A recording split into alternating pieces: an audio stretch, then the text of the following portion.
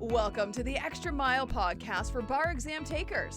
There are no traffic jams along the extra mile when you're studying for your bar exam. And now your hosts, Jackson Mummy and Megan Saya from Celebration Bar Review. We are glad to have you with us, to be back. Been away for a couple of weeks and just coming back in. As always, I'll be joined by Megan to help me talk through what's going on in the bar exam world and to answer some of your questions. Hey.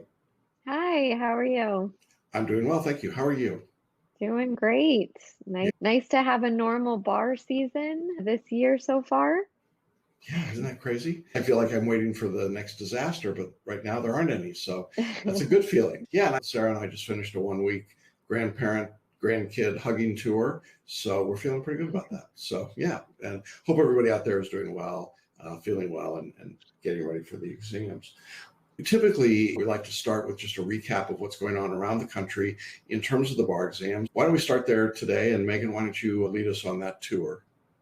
All right, great. So let's first talk about the new states that have announced they're going online since we had our last webinar, which was at the beginning of March. So we've got, not unexpectedly, we've added quite a few states to the list. So now joining the other online states are Colorado, Delaware, Iowa, New Hampshire, New Jersey, New York, North Carolina, Ohio, Vermont, and Washington State. The big one, obviously, in there that I know we have a lot of people who are excited about is New York, and some other encouraging news, Jackson, for especially for foreign trained attorneys in New York as well.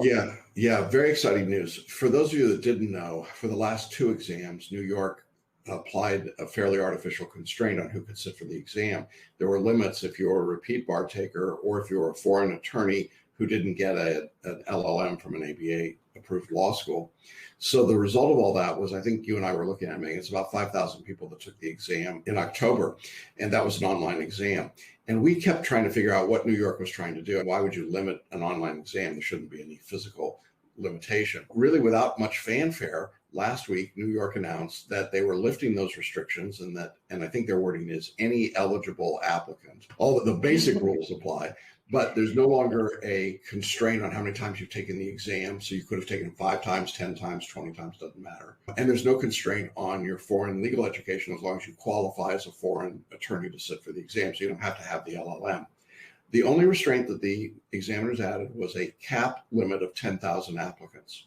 So Megan and I did a little research before we came on live today to see how many applicants took the exam in July of 2019, so pre-COVID, when the world was more normal, and it worked out to just about 10,000 people, roughly 7,900 first-time takers and 2,100 repeat takers.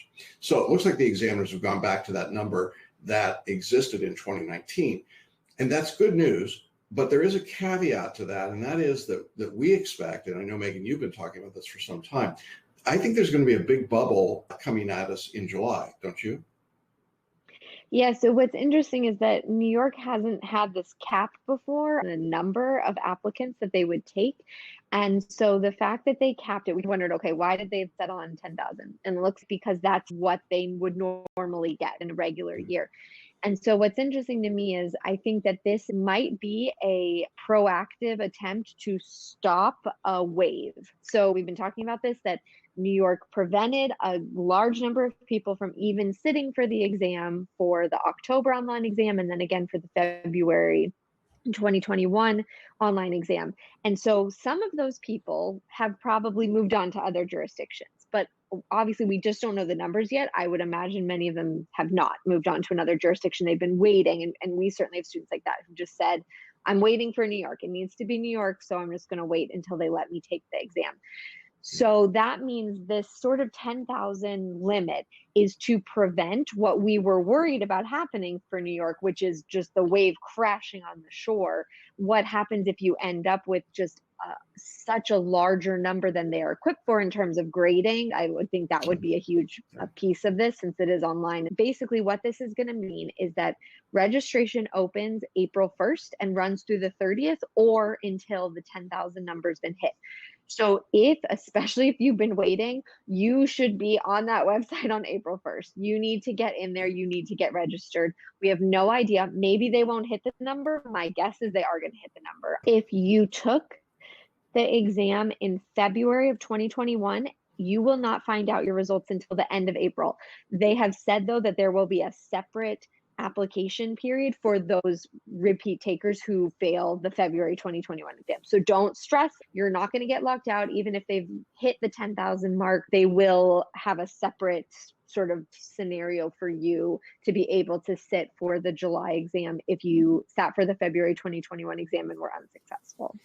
Yeah, and that's really important to just reduce people's anxiety level, I think. But I would echo what you're saying, Megan. If you are an applicant who did not sit in February of 2021 and you want to get into the New York version of the UBE, then you need to jump on it on April 1st.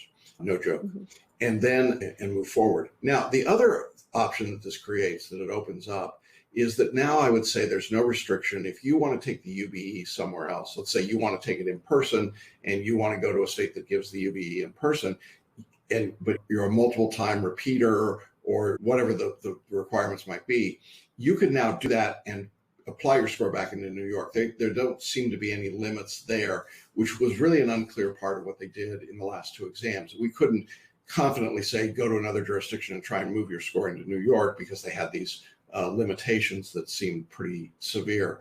That does not exist now. So if you're in the situation where you tried to get into New York, and let's say you applied on April 10th, but on the 9th they hit their 10,000, all is not lost. Find another UBE jurisdiction, apply there, take your score and put it back into New York. I hope that makes sense to people. I know it's a little confusing with the UBE, but it's really great news. And I'm excited that New York has decided to do this, but circle that date, April 1st, get your application ready, go online, see what they require, get your money together, be ready to roll on the 1st. I do think it's going to be a bit of a stampede.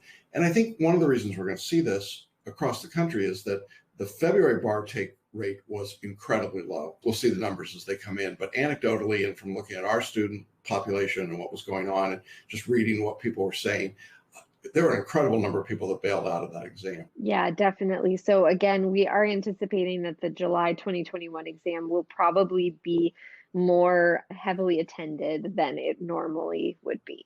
And certainly in a state like New York, where they created these artificial blockades for people that they're now removing, it just makes sense that it's going to be a bit of a flood, hence the cap for 10,000 people.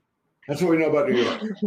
Yes, yeah, and lots of other good states to know in there for the moving online. So definitely pay attention if your state is giving the online exam or if they're going to stay in person. We continue to see movement. I think the last state that announced was just 2 days ago. So this is definitely still a live ball. You need to be paying attention, even if your state has said is moving forward with in person. We're seeing states change their mind. It's just something to be aware of, certainly wherever you are. And as Jackson always says, make sure that those emails from your state bar are not going to your spam folder. Make sure that you're getting all the emails and all the communications, because there's really important stuff happening. Speaking of big states that are moving online or not, I do want to talk really briefly about 3 other states that we have a lot of students who take every time. So I know we get questions about these. The first is Texas. So Texas, as of right now, has places in place, or some of their places set up for an in-person exam. I want to note that they did this for the February 2021 exam as well. They had separate sites, they were booked, they gave you the addresses, everything, and then changed and said, we're doing online. So this is not to say that Texas will not move, but as of right now, Texas has, interestingly, 6 sites. This is a big jump for them. So I think obviously we're seeing them try to keep it as an in-person test by spreading people out. So right now they've got Houston, Dallas-Fort Worth area, and Austin with an actual place set up already. And then they don't have the specific place, but they do have on their website as listed as where the general cities where they're also going to give the exam: San Antonio, Lubbock, and Waco. So huge change for the state of Texas. I can't ever think of them giving it in 6 different sites before, but obviously I think it expresses a real desire to do the in-person test if possible. Yeah, that's why I would read those statements, to read the tea leaves. I think that if you are uncomfortable taking the UBE in person, if you're a Texas applicant, there are plenty of UBE jurisdictions. Megan gave you the list of states that are going to give the test online, including New York. And so you could easily jump into one of those jurisdictions, take the test again, and apply the score back to Texas. This works all the way around. You don't have to necessarily sit in Texas to get your Texas bar score applied. And I think that's the piece that people need to understand. Now, it's hard for me. We're now just 4 months outside of 4 months till the exam. I think the examiners have to make a commitment to in-person or online relatively soon. I thought a lot of states would have done it before now, but I just can't see them getting much deeper into the year before making a final determination. Can you? No, and I think what we're seeing is that most states have made a final determination. It's just Yeah. that final is a bit of a misnomer because even that can change. A Everything kind of final. the ones I'll say this, the ones that went online, those are final. They're not going to switch back. I don't think we've ever seen a state switch back. Right. What's not really final are the in-person because of course all of these things are subject to local ordinances, the situation of COVID cases, are people getting vaccinated at a good rate, right? All of these things are up in the air still. And so all of those, even like I said, we saw with Texas, they had places nailed down and then at the last minute said, no, we got to switch to online. I think it's more if you're doing an in-person test, know that it may change. But if you're online, if it says online already, that's fine. Yeah. And I think in not terms moving. of your preparation, there's a couple of things to keep in mind. If you know you're going to be in a jurisdiction that's online, you should be studying online. And by studying, you should be answering essays and performance tests if that's part of your exam in an online format. You should be doing the multiple choice and the MBE in an online format. Now, if you're in a state that's doing the exam in person, that's less critical, although I would still recommend trying to do it online because if they switch back, it could be harder for you to make that transition. The other thing I would say is if you're going to be in person, I still think you're going to have to wear a mask. So I don't know if that's as big an issue as it was a year ago. I would start studying with a mask on. I wore a mask from Orlando to California on the airplane. And I got to tell you, wearing a mask for 6 straight hours, not fun. That's something you got to get used to, I think, a little bit. All right, so that's Texas. Where else we got to look at? So then let's look at Florida. That is another state that has said, here is our site. Here's where we're giving it in person. So as of right now, Florida, interestingly, I think, has just said the Tampa Convention Center. So if you'll recall, at one point with Florida has been through a lot of changes over the last year, but at one point they were planning on the Tampa Convention Center and then also on an Orlando Convention Center site. They have now gone back to just the Tampa site. So as of right now, for the July exam, it's going to be everybody packed in together in Tampa. And Florida is different too, because of course it's not a UBE state, which means you don't have the option to take an online exam if you don't want to travel to Tampa or are unable to. So definitely something to keep an eye on. But we do know that Florida is really loath to make these changes. They've been the state that has made the 11th hour changes when they feel that their hand has been forced. So as of right now, Florida is going to be in person, everybody in Tampa. Could that change? Yes, it could change. They might open up the Orlando site as well. They might go to online. Can't promise you anything, but that's what they're saying as of right now. And the other thing about Florida is this is another state where I expect a big surge to hit in terms of the number of applicants in July. I think the Florida test was relatively lightly attended online. And because they came out so late with their results, a lot of people that got unfavorable results out of the late 2020, I guess it was, forget now, October 2020, that exam, because it came out late, then they were forced into skipping the February test. So I think we're going to see a lot of repeat takers in Florida. And of course, right now that means in person, if that's what the examiners choose to do. Again, I tend to think states like Florida and Texas are governed more by politics than what's really reasonable for bar takers. And you've got an option in Texas with the UBE, but you don't have an option, as you said, in Florida. You got to go forward. So just keep that in mind as you're preparing. Yeah, definitely. And then the other state that I want to mention, is because we have a lot of takers in, is Georgia has been silent. So they don't have anything up yet about in person or online. That means it's in person until they say otherwise. It's in person. But they, unlike Texas and Florida, for instance, don't have like their location posted and they just have their normal FAQ of, hey, here's where we give the exam, but they haven't come out and said anything specific about the July exam. So I think we'll be keeping an eye on Georgia. Certainly if you hear anything, maybe they've sent an email that I just haven't seen, pass that along to us because we'd love to know. But as of right now, I'm just radio silence a bit from Georgia. So that means in person until we hear otherwise.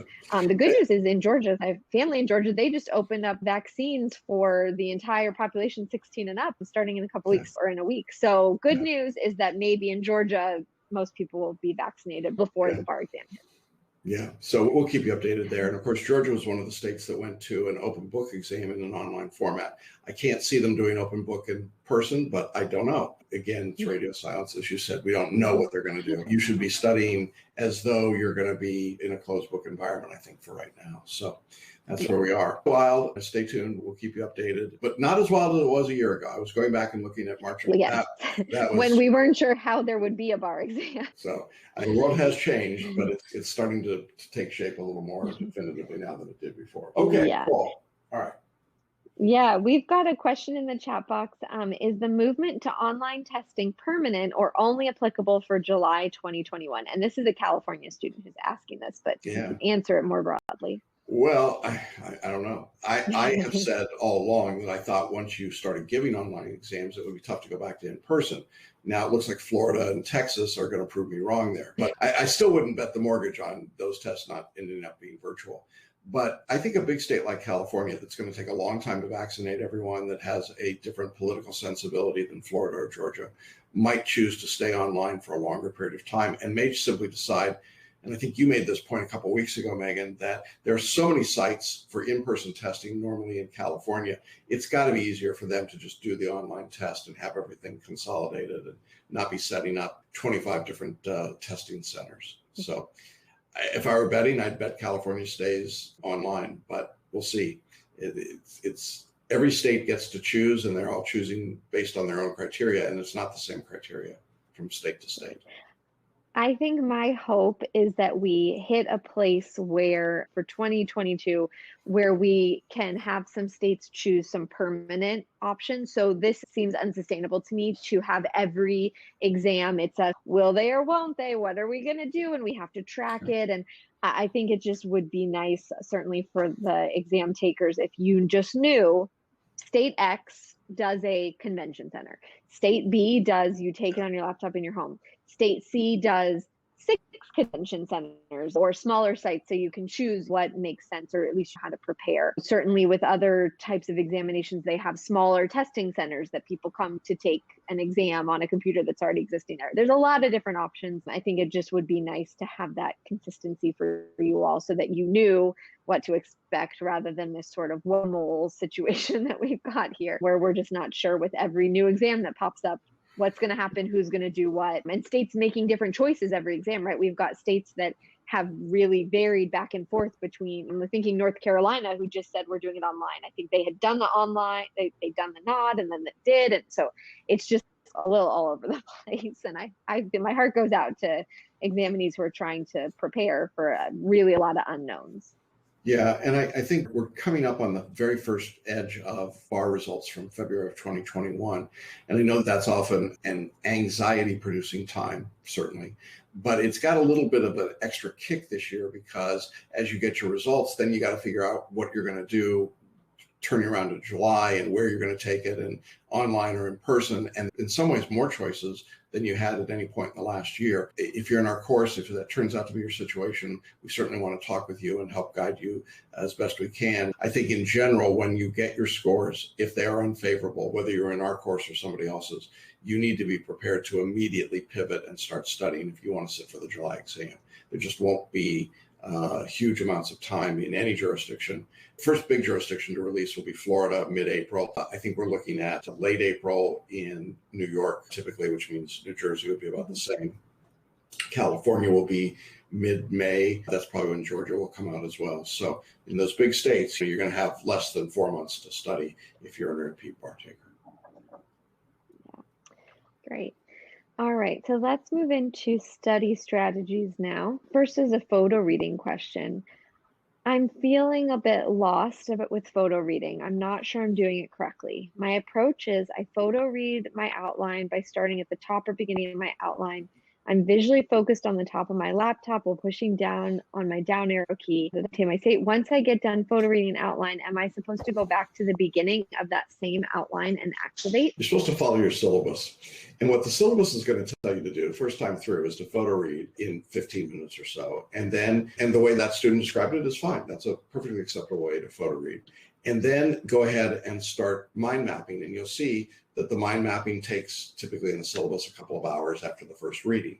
Then you're going to watch a lecture and you're going to mind map. Then you're going to photo read again and watch a lecture and mind map again. So follow that. Don't try to make this more complicated. I think that's the number one thing I see. You can speak to this, Megan. I think photo readers try to make this too complicated.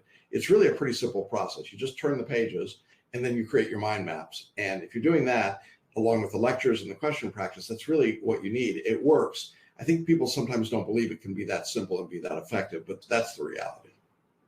Yeah, great. I will say, I think everyone, it's in our nature, not even just with the photo reading, to overcomplicate it. Yeah. It's a good message, I think, for everyone. As we're heading into this, people are probably ramping up their studies. Don't make it harder on yourself than you need to. So this is a crazy, stressful process. We're trying to make it as streamlined and simple and stress-free for you as we can. So roll with that. Don't add extra hurdles. I tend to see that. I feel like we see people adding, well, first, before I can get to the study guide, I have to listen to the lecture 3 times through, because really I need to make sure I really have that, and then I can move on. And no, just do what the study guide asks you to do. I promise. I've been doing this, gosh, now for 10 years. I'm coming up on 10 years. Jackson, you've been doing it for decades and decades. We're not just throwing it out there. The study guide is. Yeah, no, this is not make it up as you go along. If you do what we ask you to do, you'll be successful. And that's been our experience over and over again. So I'm glad the student reached out to ask the question, but don't make it more complicated, right? Yeah. Exactly. Yeah. I think this is just a good point of whatever it might be for you. Take your time and just take a deep breath and look at the big picture. I don't want to see this level of frazzle this far out from the exam. I don't want to see people be frazzled at any point, but certainly this far out from the exam. We don't want to run around like chickens with our head cut off. It's not helpful. So I want to make sure that just take a deep breath and think through, look at, okay, if I'm just starting out, where is everything? What do I need? Okay, what's my study guide telling me to do? And just go with that. I just want this to be a good reminder to just stay calm. You have a long time. If you're taking the July exam, we are not anywhere close to like panic mode here. You have plenty of time. Keep studying, keep moving. Yeah, there are people that don't even know they're going to take the July exam yet. This is way too early to freak out about it. If you're anywhere in the study guide and syllabus on the July exam, you're good. You're moving ahead. I don't have great expectations. I would say 10 to 20 hours a week is what most people do in terms of their studies, however they place it out over the week. But 10 to 20 hours is where most people are that are studying for the July exam. If you've been studying for a couple of months, or in some cases a year or two, well, obviously you're going to be fine. If you just started your studying, well, maybe you're closer to 20 hours a week right now, but there is plenty of time. You don't need to fret. 4 months in the old days of bar exam, they didn't even think about bar exam until 7 weeks before the test. So 4 months is a lifetime, like you're saying, Megan. Yeah, we have a question in the chat box that's related to that. I've lessened some of my responsibilities, but I'm still working over 50 hours a week. So I can only study on the weekend. Should I try to take the exam in July 2021 or continue to study for February 2022? Take it in July. I mean, work as though you're going to take it in July. The world isn't going to get easier or better. Your workload isn't going to necessarily decrease. There'll always be something. So continue to press on as though you're taking the exam in July. If you're not ready, in our course, you can postpone without a penalty. So it's not a big deal. But here's what will happen if you postpone today for February 2022. You'll stop studying. You'll just stop. And then you'll get to 4 months before February 2022, and you'll say, oh my gosh, my workload is so heavy. I'm working 50 hours a week. I can only study on weekends. Should I wait till July of 2022? And then you become a lifelong friend of ours. And not that we don't love that, but our goal is to get you to pass the exam, not to be a permanent member of our community. Yeah, go ahead and go forward. I think that's where I would come out on that. Yeah. All right. So let's look at one more question from the chat box. What advice do you have for when I'm reviewing the answers to questions for property, contracts, and crim law? I've spent the recommended 1 to 2 hours reviewing the answers I missed, but I'm needing more time to review. Do I stop and do that even though it takes me past your recommended amount of time on that activity? Good question. Yeah, it's a great question. The answer is you keep moving. You don't grind down on these subjects, because what will happen is you won't get through the entire outline. You're going to come back to each of these subjects multiple times. It's like an all-you-can-eat buffet. And if you're trying to fill up the plate with everything on one pass through, you're going to irritate everybody behind you, but you're just not going to get there. When we say 2 hours, for example, to do something, we really mean 2 hours, as we were just talking about. So go ahead and move on. Keep your mind maps, and the mind maps continue to expand, and they're dynamic as you work through them. You will be reintroduced to these subjects multiple times. In addition, I would say you should be looking into bar maps, because bar maps will give you a more focused look at the subject, both in terms of the lecture, so you can go back to a part of the lecture rather than the entire lecture, and you will also have the ability to see a pre-made mind map at a couple of different levels. And then there's the fast finish audio, which you could listen to as often as you wanted, just to reinforce the subject matter material. So a lot of different tools available to you there. Yeah, definitely. It's that we say it all the time, but I know we always have new students coming in. It's spiral review, step repetition. You're going to come back around over and over again to the same thing. Take the pressure off of yourself. 2 hours is plenty of time to review your questions in the subject.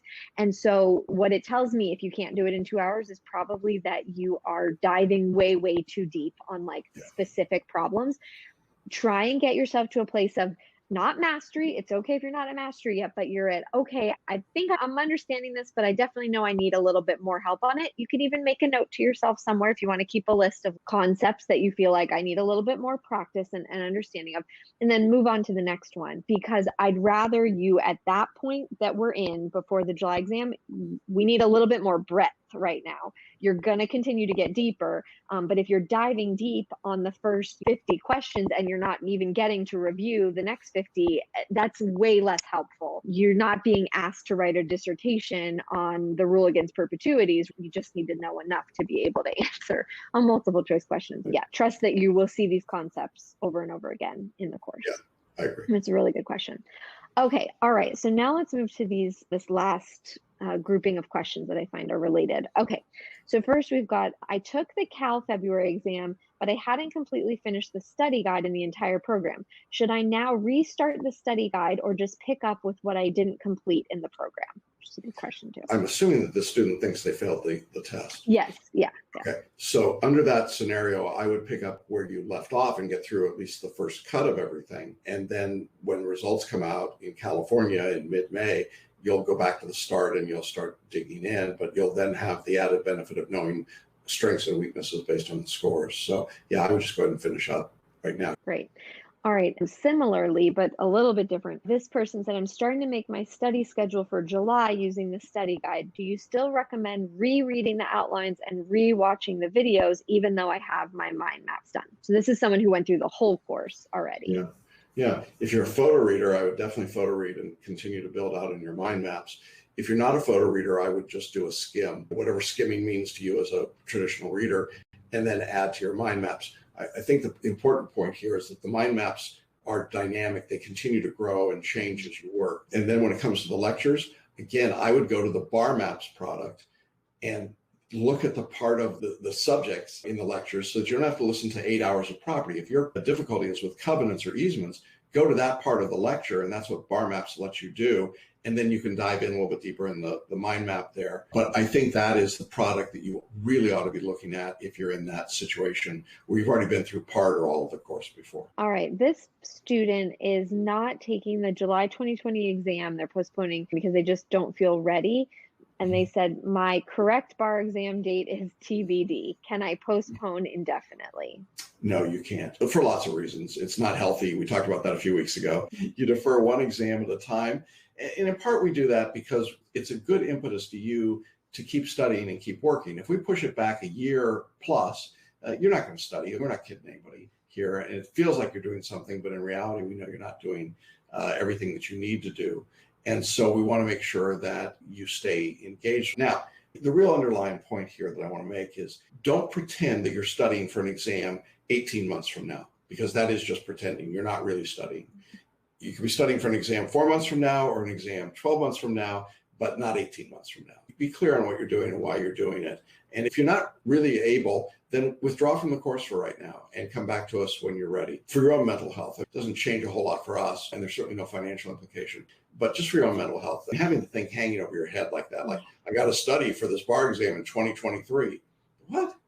That's not a good way to live. Yeah. I liken it to how you talk about with the MBE questions, how if people answer them in, 90 seconds, then after 90 seconds, it drops off. But people think, I would have thought intuitively, oh no, but the more time you spend on a question, the better you'll do. Feels right. But actually, the data shows it's not right at all. There's significant diminishing returns. You hit a point and it's too much. And I think the same is true for bar study. If you try to study straight for a year and a half, you hit a point where it's not even, maybe I get a little bit better. It actually could start to make it worse because it's too much. It's become this sort of Damocles hanging over your head, and it's just not helpful. Yeah, and you and I see it all the time when we're doing conferences, people that are burned out and they've just lost the desire and the motivation. We're here to help you. You don't have to, you don't have to put up a brave front. If you need to pull out, withdraw for a while, do it. It's okay. We'll be here. We'll be here when you're ready to take it. And we don't shame people or make anybody feel bad, or you don't have to give us a reason. We see long drawn out emails about why, and it's okay. You don't have to give any reason. We're here and we're here to help you. So when you're ready to study, we want you here. If this is not the right time or space in your life for studying, that's okay. You should walk away and come back when it is the right time and speak. Yeah, absolutely. But that being said, for most of you, don't use it as an excuse. You should take the exam. There you go.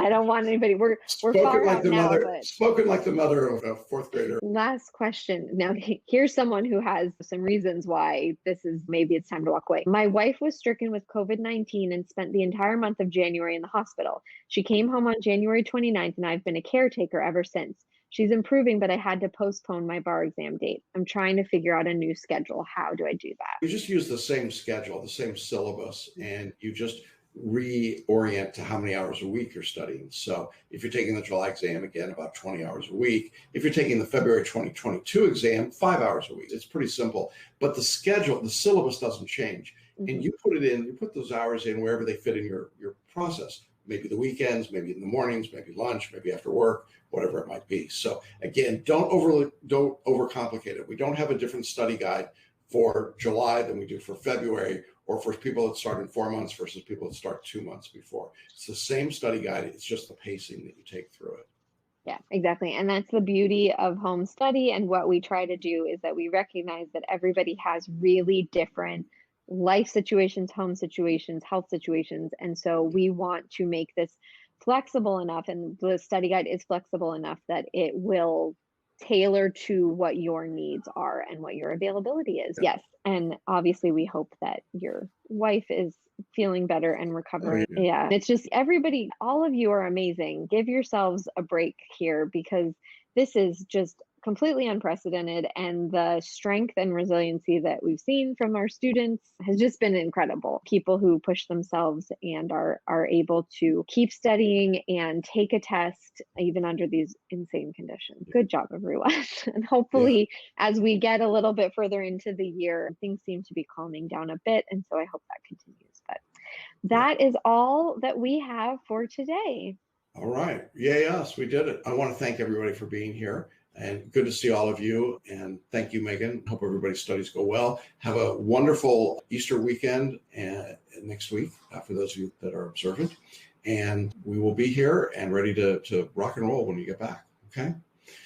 So with that, I'm going to say bye, and we'll see you all.